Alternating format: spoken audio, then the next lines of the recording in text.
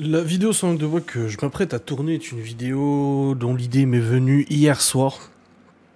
Alors ça risque d'être une vidéo un peu chargée, ou je sais pas si elle sera longue ou pas, mais je trouvais le sujet très intéressant. Sujet d'actualité qui nous concerne et qui concerne aussi un peu tout le monde en soi, et notamment les gens qui travaillent sur les réseaux sociaux, YouTube, Insta, machin, etc., etc.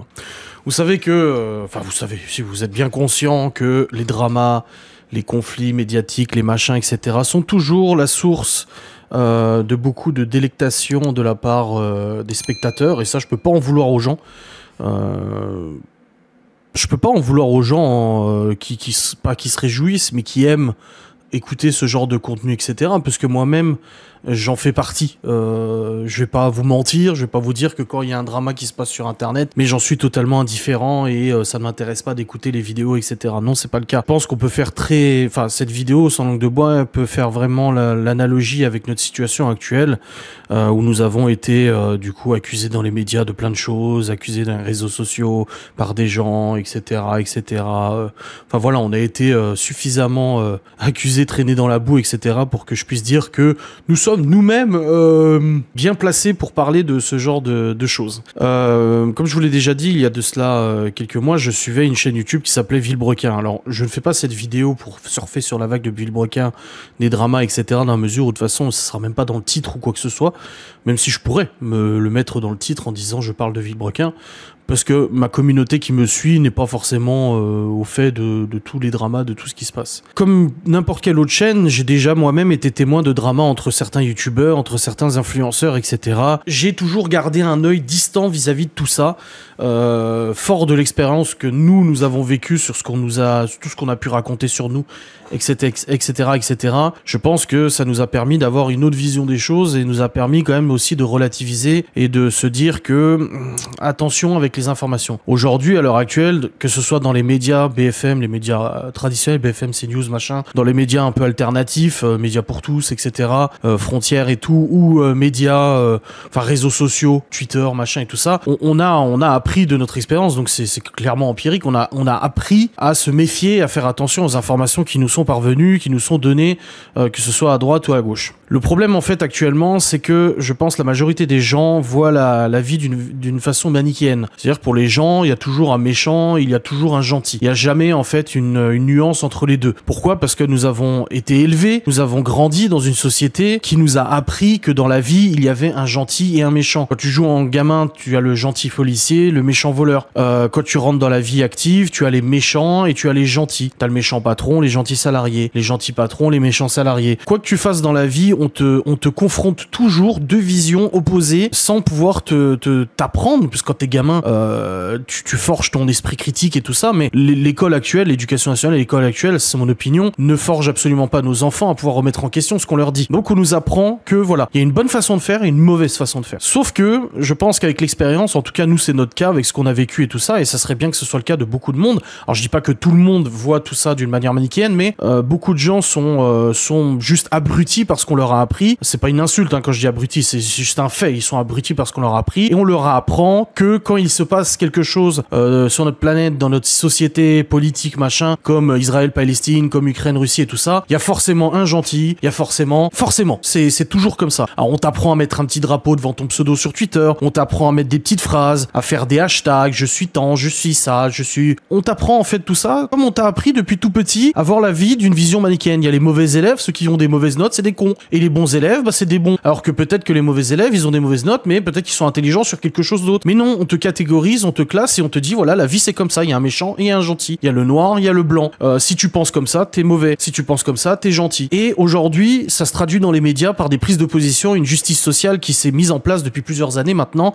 Comme j'ai déjà dit, le problème n'est pas les réseaux sociaux, c'est ce que les gens en font. Là, aujourd'hui établi un tribunal social. Alors le problème, c'est pas qu'il y ait un tribunal social, parce qu'à la limite, c'est la vie de monsieur et madame tout le monde. Chacun a le droit d'avoir son avis, chacun a le droit de donner son opinion, tant que ça reste, ça dépasse pas une certaine certaines lignes rouges, c'est mon opinion, qui va jusqu'aux menaces et à essayer de détruire la vie de quelqu'un, plusieurs manières définies. Comme nous, c'est le cas actuellement, on essaie de nous détruire depuis plusieurs années, depuis 2020 clairement, et même depuis avant, depuis que je travaille sur YouTube. Avant, c'était déjà le cas, il faut pas l'oublier, mais les gens sont amnésiques. Et ça, c'est un problème courant, visiblement, lorsque les gens des réseaux sociaux, ou même d'autres personnes qui attisent la haine, se permettent d'avoir ce genre de comportement. Ils oublient. Donc, fier de notre apprentissage à voir la vie d'une manière aussi brute, aussi simple, bon, méchant, il arrive que des fois, lorsqu'il y a des dramas sur Internet, les gens prennent position et les gens décident de prendre parti. Prendre parti, c'est pas grave. Moi, comme je l'ai toujours dit, quand des gens m'écrivent en me disant « Écoute, je suis de ton côté », je dis « Il n'y a pas de côté à avoir, en fait. Vous n'avez pas à avoir un côté. Vous pouvez suivre l'un, suivre l'autre, machin. On s'en fout, en fait. C'est pas un problème. Le problème, en fait, c'est quand cette prise de parti te pousse à prendre un comportement, à adopter un comportement qui va justement dépasser cette ligne rouge et qui va conduire à un réel harcèlement, un réel comportement nocif. Moi, l'autre jour, j'ai parlé de certaines influenceuses de Snapchat, etc. en vidéo, notamment la Guénam. On m'a mis un commentaire ou 2-3 commentaires qui me dit « Tu prônes le harcèlement, tu fais de l'incitation à la haine envers cette personne en parlant d'elle. » Non, j'ai simplement parlé de mon opinion sur cette personne-là, comme il y a des dizaines de vidéos sur YouTube aujourd'hui, de plusieurs YouTubeurs comme Psyodélique, je crois Astronogeek ou des trucs comme ça. Des gens ont fait, je crois que c'est lui, hein. Ah non, c'est pas Astronogeek, si, je crois, on m'a dit qu'il avait parlé de moi. Enfin bref, on s'en fout. Mais moi-même, on a fait des vidéos sur moi, comme Stéphane Edouard et tout ça. Est-ce que j'ai porté plainte? Est-ce que je me suis énervé? Non, parce que les gens sont libres de dire ce qu'ils pensent de moi, que leurs informations soient basées sur des choses fausses ou pas. Ça me regarde pas, c'est leur problème. Si un youtubeur demain décide de faire quelque chose, de dire quelque chose sur un autre youtubeur, un influenceur, tout ce que je pense important, c'est de se renseigner un minimum. Quand j'ai fait la vidéo sur la Guénam, moi j'ai dit écoutez, voici mon opinion sur elle. Je pense que mon avis est que j'utilise le conditionnel parce que ça n'adresse que mon opinion et j'essaie de récolter le plus d'éléments possible avant de prendre la parole sur ce genre de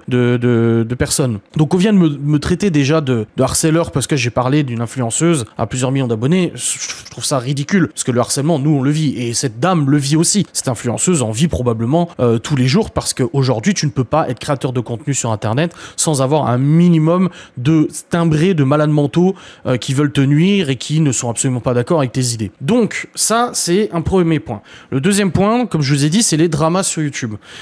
J'ai suivi une chaîne qui s'appelait Villebrequin, une chaîne d'automobile, et il y a de cela 1 an, ils ont annoncé leur séparation. Dans la vidéo que j'ai regardée, moi j'ai décelé des choses m'ont interpellé, des comportements, des tics de langage, un langage du corps, etc., qui fait que je me suis fait mon opinion. Mon opinion, moi à l'époque, je l'avais dit, c'est que la chaîne Villebrequin s'est arrêtée à la décision de Pierre, d'un conflit entre les deux et de Sylvain, etc. Cependant, je me suis bien gardé d'aller commenter les réseaux sociaux d'un tel ou d'un tel pour dire oui, moi je pense que c'est ça et que c'est ça. J'en ai parlé en vidéo. Moi je l'ai dit, écoutez, moi je pense que la décision d'arrêter Villebrequin, ça venait de Pierre, etc. C'était mon opinion, mais ça ne m'a pas empêché de continuer à suivre les deux protagonistes. Il y a de cela quelques mois, Pierre, du coup un des deux protagonistes de cette grande chaîne YouTube à plusieurs millions d'abonnés, a décidé de faire une vidéo en disant la vérité. Je crois que c'est comme ça qu'il l'a appelé, je vais juste vérifier si ça vous dérange pas. Il l'a appelé la vidéo la vérité. Où sur fond blanc, il nous explique en gros globalement, Pierre Chabrier, ouais c'est la vérité je crois le nom de la vidéo. La vérité sur Villebrequin et le multiplat. Donc Pierre Chabrier a mis en scène, du coup c'est une mise en scène dans la mesure où il se filme avec un fond blanc, etc. Et a parlé comme ça pendant une trentaine de minutes, en gros en torpillant son ancien collaborateur, son ancien associé, en disant voilà c'est un connard. Il nous l'a décrit comme étant une personne absolument horrible à vivre tous les jours, un pervers narcissique, une personne toxique, etc., etc. Et en dénonçant des actes déloyaux au niveau de la gestion de la société, comme le fait que Sylvain, son ancien comparse, aurait racheté pour un prix dérisoire leur projet commun, le multiplat. Je vais pas rentrer dans le détail du conflit parce que c'est pas le but de la vidéo. Je vous laisserai aller voir les vidéos si ça vous intéresse. Et hier soir, je vois popper dans ma timeline YouTube, une vidéo de Sylvain qu'il nomme, comment il l'a nommé lui? Oh, bah, ils ont toujours le nom, la vérité je crois que c'est comme ça qu'il l'a nommé. Sylvain Live, Pierre Chabrier vous a menti et bonne année, ma réponse. Alors, J'ai regardé cette vidéo, bien évidemment. Moi, je sais qu'à la suite de la vidéo de Pierre Chabrier, j'en ai parlé à Laura. J'en ai parlé un petit peu en vidéo et tout ça. Il y a quelques personnes qui m'en parlaient. Et moi, je leur ai donné mon opinion. Je leur ai dit, écoutez, parce que beaucoup de gens ont pris parti pour Pierre Chabrier et sont allés harceler Sylvain, se désabonner, etc. en disant, mon Dieu, en fait, Sylvain est un horrible personnage et tout ça. Moi, j'ai toujours plus apprécié Sylvain que Pierre dans le duo. J'étais abonné aux deux chaînes. Je me suis abonné à l'un et à l'autre. Et moi, j'ai dit à Laura, je pense qu'il y a des choses qui sont dites dans cette vidéo qui peuvent être vraies, mais je pense qu'il y a des choses qui peuvent être fausses aussi. J'ai tellement, avec notre situation, notre vécu, j'ai tellement appris que la vérité se trouvait généralement au milieu. Ça tombe peut-être un peu à droite, à gauche des fois, mais la vérité n'est jamais à gauche ou à droite. Pierre n'est pas forcément le gentil et Sylvain le méchant. C'est pas parce que Pierre a frappé le premier que c'est lui qui détient la vérité. Il y a aussi un autre élément qu'on prendra en compte un petit peu plus loin dans cette vidéo. Donc, il y a cet aspect de Pierre fait une vidéo, les gens prennent parti, se désabonnent de Sylvain, le harcèlent, le fait chier, etc. Sylvain a fait à ce moment-là une publication Instagram en disant « Je m'exprimerai pas sur le sujet. Ce qu'il dit est faux. » Et ça s'arrête là. Voilà, on n'alimente pas le conflit, on n'alimente pas le drama. Sauf qu'hier, il sort une vidéo où finalement, pendant plus de 50 minutes, il va expliquer son point de vue et comment pour lui ça s'est passé, avec un élément supplémentaire à Pierre Chabrier, c'est qu'il a apporté des éléments de preuve, des captures d'écran, des choses, des courriers d'avocats, etc., etc. Donc là, aujourd'hui, on est le 10 janvier, les médias en parlent, BFM, machin, les journaux se sont jetés dessus en disant, voilà, Sylvain Lee va terminer Pierre Chabrier, en fait, c'est Pierre qui a menti, Sylvain a raison sur toute la ligne, il a mis des preuves, tu vois. Moi, j'ai regardé cette vidéo toujours avec le même recul que j'ai quand il y a des conflits youtubeurs, c'est que je ne prends pas parti, même si j'ai forcément une préférence artistique pour Sylvain, et j'ai dit à Laura, parce que Laura, elle était un peu plus, voilà, elle m'a dit, ouais, quand même, il a mis des preuves et tout ça. Je dis oui, mais peut-être que Pierre aussi en a, peut-être qu'il a pas voulu en donner. Je pense que la vérité se situe au milieu, c'est tout. L'un dénonce l'autre sur certains comportements, l'autre dénonce l'un sur d'autres comportements. Il y en a un qui a apporté, c'est vrai que Sylvain a apporté de nombreuses preuves, contrairement à la vidéo de Pierre où il n'y a pas de preuves,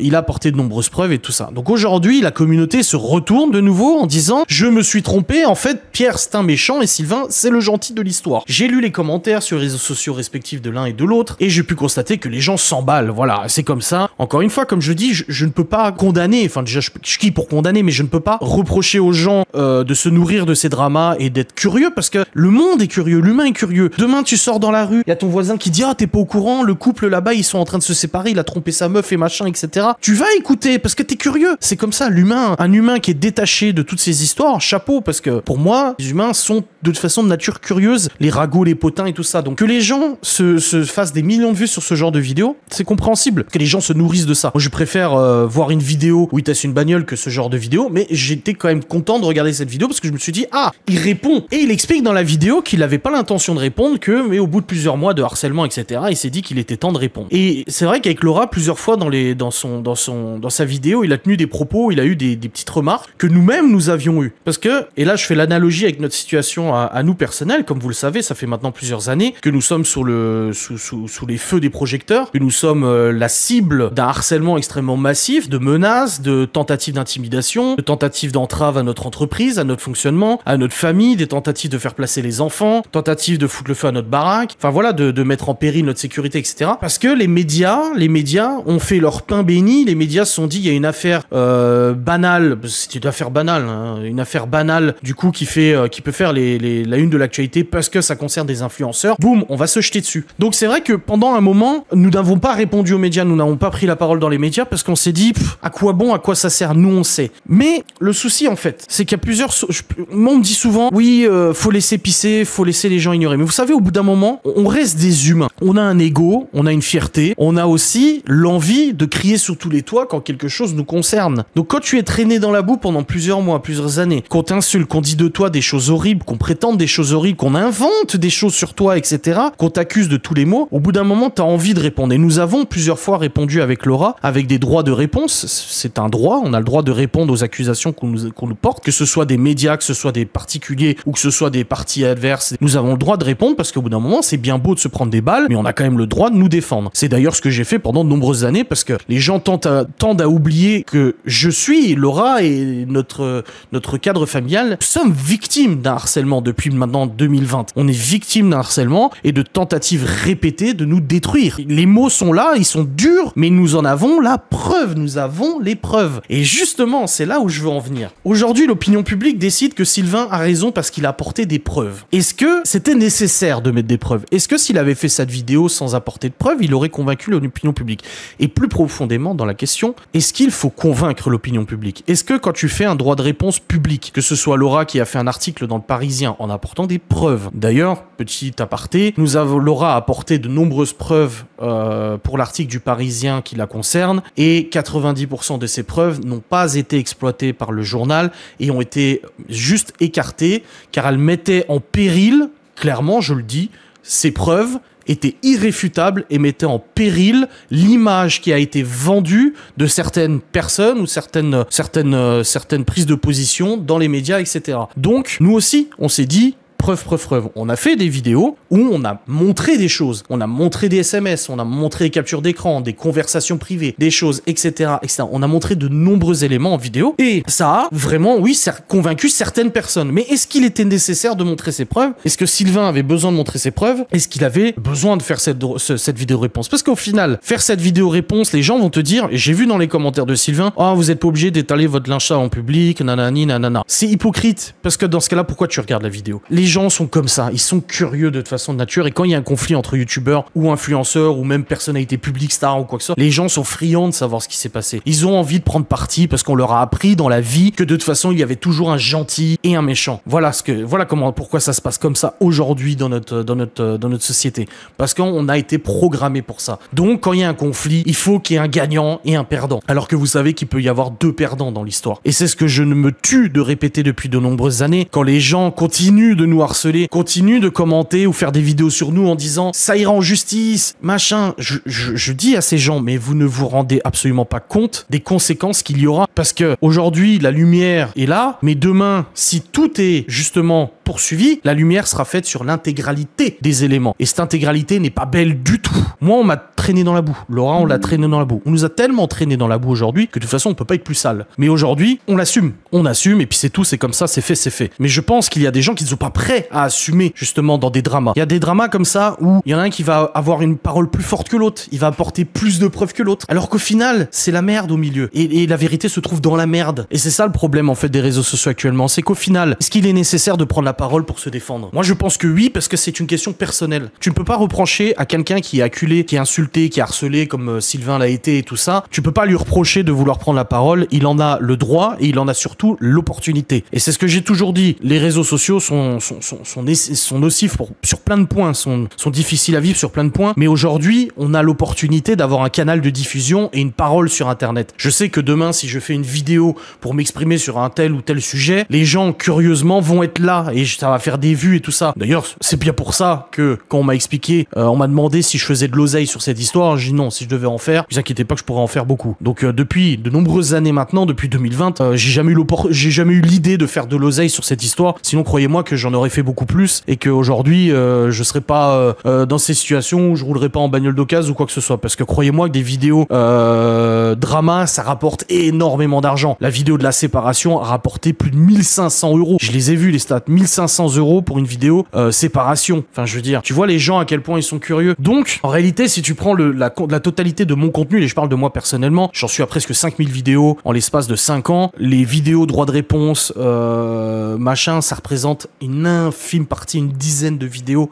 au final sur 5000 vidéos produites en l'espace de 5 ans. Donc, est-ce qu'on peut reprocher à un youtubeur de prendre la parole et de se défendre? Moi, je pense que non. Est-ce qu'on doit apporter les preuves? Est-ce qu'il est nécessaire d'apporter les preuves quand on dit quelque chose? Alors moi, je l'ai fait, Laura l'a fait, que ça a été utilisé ou pas et que les gens ont été réceptifs à ces preuves ou pas. J'ai un site internet aujourd'hui qui répertorie des milliers de tweets ainsi que des preuves de complot contre nous, de tentatives de nous détruire de quelque manière que ce soit personnel, que ce soit au niveau de notre couple à Laura et à moi, des SMS, des échanges de complots pour nous faire nous séparer, pour essayer de nous diviser, ou des choses qui n'ont aujourd'hui pas forcément toujours été dévoilées, mais qui sont dans le dossier. Et comme je dis, si ça va plus loin, ça sortira de toute façon. Et ça, les gens le verront tous. Les médias pourront pas dire non, ça je préfère pas le mettre. Ça sortira. Dans tous les cas, est-ce qu'il est nécessaire d'apporter les preuves? Je sais pas. Je sais pas si les preuves sont nécessaires, mais dans tous les les cas, croyez-moi, et je comprends parfaitement Sylvain, et je comprendrais Pierre s'il répond à cette vidéo, et ce serait triste, mais je comprendrais que quand tu es acculé dans les réseaux sur les réseaux sociaux, bah au bout d'un moment, c'est dur. C'est dur parce que il faut avoir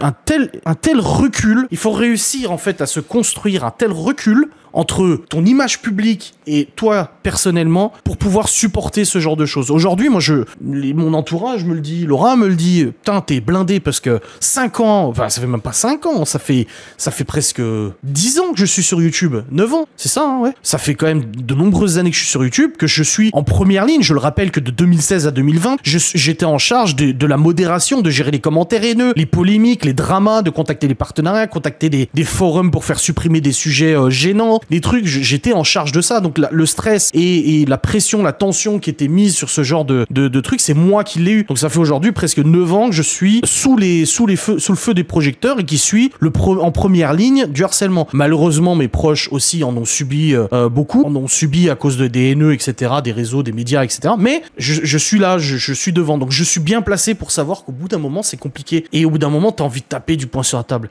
Et quand t'entends des inepties, quand t'entends des mensonges, quand t'entends des gens qui perdent la mémoire, et ça c'est le truc, je crois que au-delà des mensonges, la diffamation, des calomnies, de tout ce qui les horreurs qui peuvent être racontées sur toi, pour moi, en tout cas moi personnellement, ce qui m'est le plus insupportable aujourd'hui, c'est d'être face à des gens qui sont sur Twitter ou quoi que ce soit, qui sont juste devenus amnésiques volontairement. Et ça, Sylvain en a bien parlé, et il a même mis le lien vers la fondation Alzheimer dans sa vidéo. Les gens oublient totalement quand ça les arrange. En fait, l'humain a une capacité de déni tellement impressionnant, je trouve, et ça c'est ce qui me passionne dans la psychanalyse. L'humain, pour se protéger d'affronter quelque chose qui ne leur plairait pas, sont capables d'occulter tellement de choses. Un jour, tu vas dire à quelqu'un, t'as moins 300 € sur ton compte. Le mec va te dire, non, c'est faux. Tu lui montres, compte en banque, le courrier de la banque. Non, c'est faux. C'est faux. Et 6 mois, 1 an après, quand tu vas lui dire, toi, t'as déjà été dans la merde financièrement, il va dire, ah non, moi, j'ai toujours été nickel. Ah, écoute, il y a 6 mois, 1 an, je t'ai prêté 300 balles parce que t'étais à découvert. Ah non. Tu vois?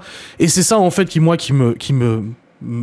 foudroie, c'est ces gens qui ne sont absolument pas capables, quelle que soit leur rage, de se remettre en question un minimum et d'essayer, même si tu as été dans un combat comme les nanas de Twitter ou d'autres personnes, t'es dans un combat contre quelqu'un parce que tu le détestes, parce que t'es sûr qu'il est un monstre, etc., que tu sois quand même pas capable de dire, bon, j'ai merdé aussi en fait, j'ai merdé aussi. Et c'est ça le problème aujourd'hui des dramas, etc., c'est que les gens prennent position pour l'un, pour l'autre, sans se dire qu'en fait, la vérité est peut-être juste au milieu. Et c'est valable pour beaucoup de choses qui se passent dans notre société. Donc, Sylvain, est-ce qu'il a eu raison de faire cette vidéo réponse? La réponse lui appartient. C'est lui qui voit. S'il a senti le besoin de le faire, qu'il le fasse. Moi, je trouve qu'il l'a fait avec un certain tact, un certain humour que je reconnais. C'est vrai que moi, j'aime bien ce genre d'humour. Je trouve qu'il a été dur sur certains points. Je pense pas que tout ce qu'ils disent soit la réelle et la stricte vérité, même s'il a apporté des preuves et tout. Je pense juste que la vérité, c'est entre deux, et c'est ce que j'ai dit à Laura dans le lit hier. J'ai dit, mais en fait, là, il fait des millions de vues sur cette vidéo, les médias en parlent, tout le monde s'affole, machin, il y en a plein qui disent c'est le drama de 2025, etc.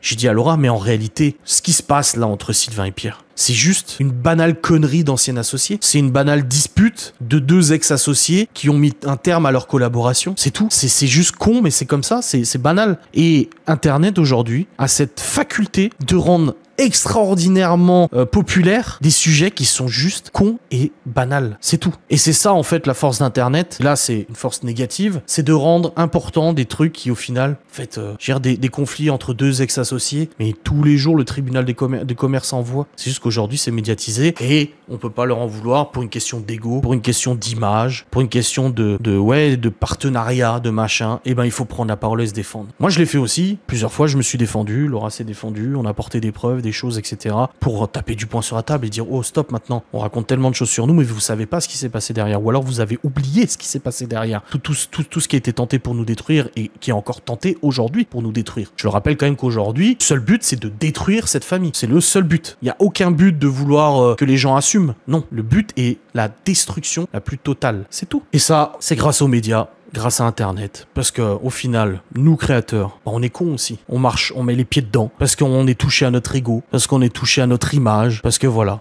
Et ça, il faut apprendre à prendre du recul et à sortir un peu de tout ça et de se dire, on sait qui on est. Moi, je veux dire, je vais dans la rue, je sais, les gens me regardent, dans le village, tout le monde sait que je fais des vidéos. Je suis le youtubeur qui sait faire que ça, des vidéos, qui sait rien faire de ses 10 doigts que faire des vidéos. Bon, bah les couilles, ils peuvent penser ce qu'ils veulent, mais en attendant, ça paie les factures.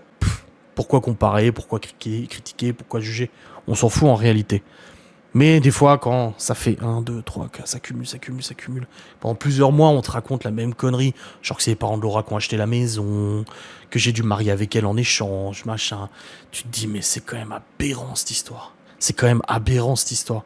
Alors tu prends la parole, tu fais une vidéo, droit de réponse, tu brandis tes papiers, tu te mets en scène bêtement, hein, comme une bête de foire là. Je dis pas que j'en suis fier de ces vidéos droit de réponse. Aujourd'hui, je les regrette pas. Elles étaient nécessaires au bout d'un moment quand t'es traîné dans la boue. Mais au bout d'un moment, ouais, sérieux. Il y a tellement plus de contenu intéressant à faire sur Internet que ça. Je sais pas. Voici un peu mon opinion. C'est triste. Et c'est ce que j'ai souvent dit en audition. Juge, flic, OPJ. Je dis, mais c'est une histoire de cassos, quoi. C'est une histoire de... Et là, cette histoire avec Sylvain et Pierre, c'est juste une histoire de cons. Deux ex-associés qui s'entendent plus, qu'on fait chacun des conneries, peut-être l'un et l'autre. Et puis voilà. C'est banal, mais c'est devenu extraordinaire grâce à Internet. Bravo Internet.